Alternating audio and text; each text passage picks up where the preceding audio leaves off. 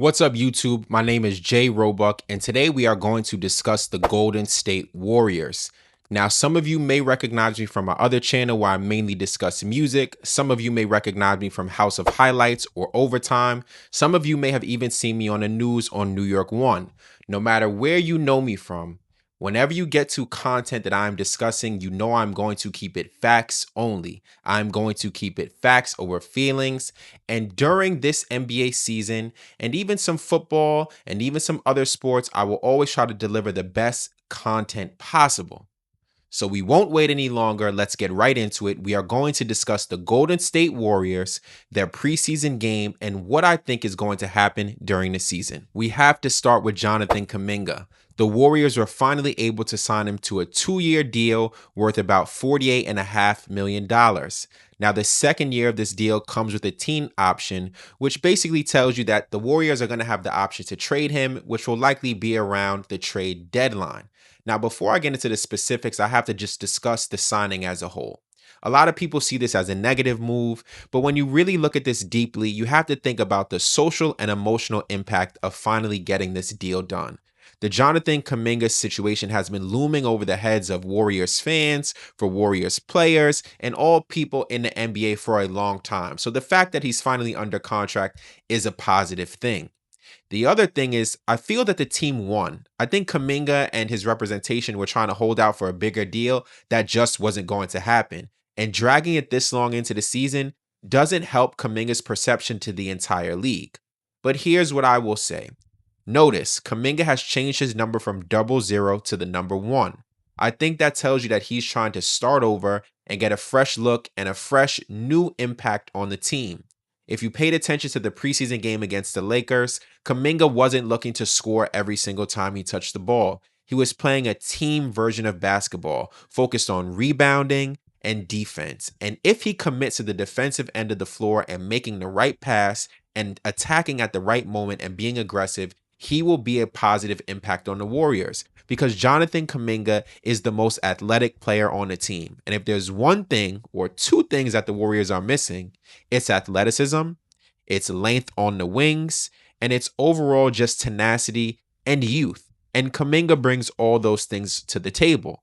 But the most important thing about Kuminga is, can you combine those things with the IQ that it takes to be an impactful player in the Warriors system? That is the most important piece. It's not about a preseason game. It's committing to this long term. The Warriors will live and die with Steph Curry. Every piece on this team has to be committed to playing into the system that is Steph Curry. If you don't commit to that, it makes it a lot harder to have impactful minutes.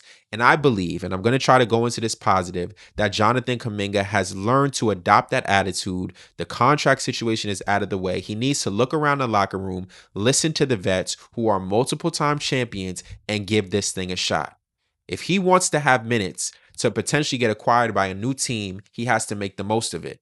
Steve Kerr won't play him if he doesn't buy into the system. Therefore, the Warriors hold all the cards here. If you want to play, if you want to get to a team where you can be a star in the future, you have to earn it. And earning it is playing the right way. The next most important acquisition this offseason is obviously Al Horford. I believe the Warriors and Horford have had this deal in place for a long time, but they couldn't do anything until the Kuminga signing was done or close to done. Al Horford has a 2-year deal, which is worth approximately $12 million. That's a team-friendly contract. And Al Horford is a champ. Al Horford is a veteran. He's a great acquisition for the Warriors. I know people are going to talk about age, but we'll get to age in a minute. Let's talk about what Horford brings to the team, and let's talk about how he impacted that preseason game against the Lakers. First of all, passing. The last time the Warriors had a front court player who could pass the ball well, it was Andrew Bogut, right? When I'm talking about the center position. Al Horford is going to replace that. I don't know why it took a decade for the Warriors to replace this piece. That's another story. But for right now, this is a great fit. The other part of this is Al Horford can be a center with size who can block shots and protect the rim. That removes Draymond Green from being a small ball 5, doesn't make Draymond guard the center all the time, and allows him to play center field or roam on defense and be in a help position rather than the primary defender. This is where you're going to get Draymond Green at his best. because he can step out to the wing, he can try to recover on the help side, and he can do all the intangibles on the defensive end that he's not able to do if he's anchored around the rim. Draymond is great because he's versatile. And when he does create those turnovers, he can get out into the open floor, push the ball, and look for shooters on the wing. Al Horford is going to unlock a side of Draymond Green that we haven't seen in 10 years. The next thing that Al Horford brings is maturity, something every championship team needs.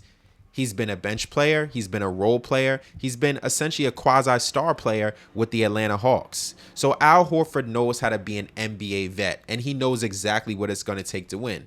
And that is prioritizing defense and getting the ball to the best offensive player in the NBA, Steph Curry.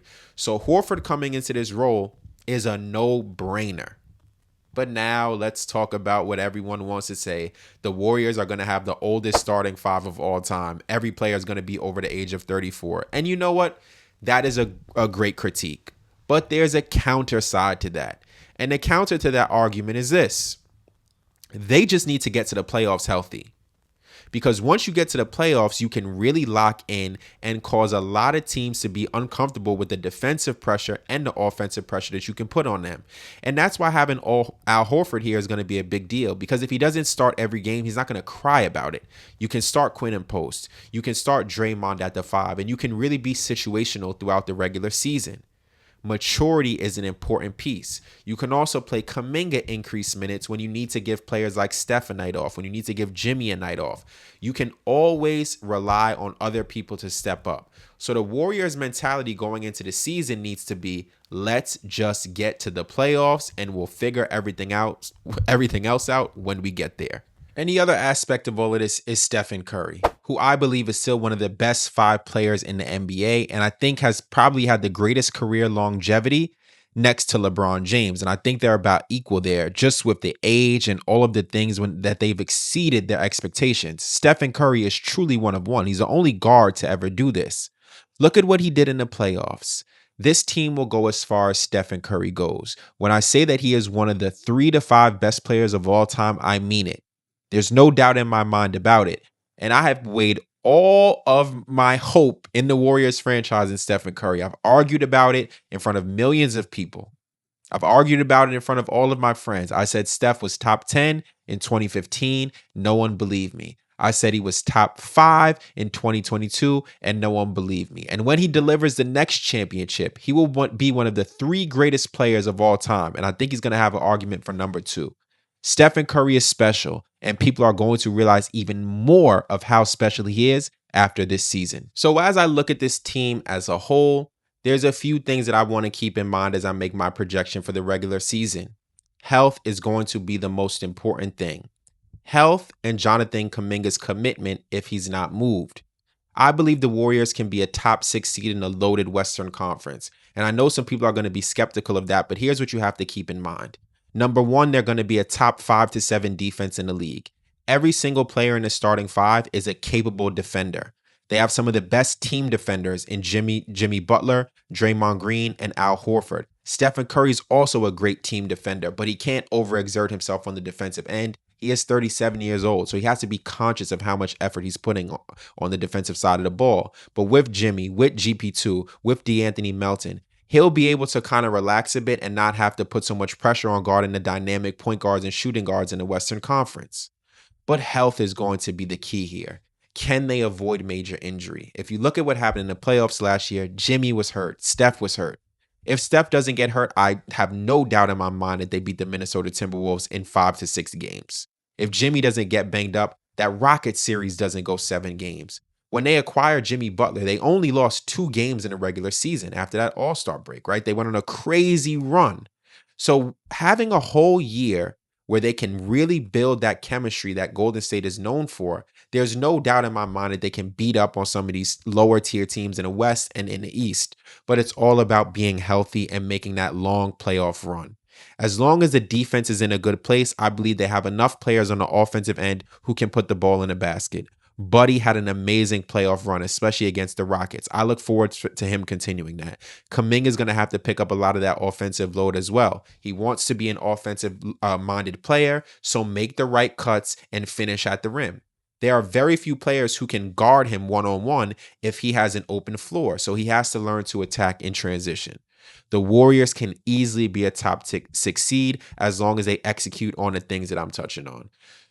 Listen, we're going to talk about a lot of teams this season, but you're going to see a lot of highlights around the Golden State Warriors and the New York Knicks. We'll also be monitoring LeBron James closely because we know we're entering maybe his second to last season. I know some people thought this announcement was going to be him retiring. Obviously, that wasn't. If you're into this type of content, make sure you like, comment, subscribe, share this video with a friend. We're going to build this channel up. Sports is one of my major passions. I actually blew up talking about sports on TikTok. Now I'm bringing it to YouTube. So make sure you tell a friend to tell a friend. Comment below what you think about this Warriors breakdown, and also tell me what other teams or players you want me to discuss. There's a lot more on the way, and I appreciate you giving this channel a chance.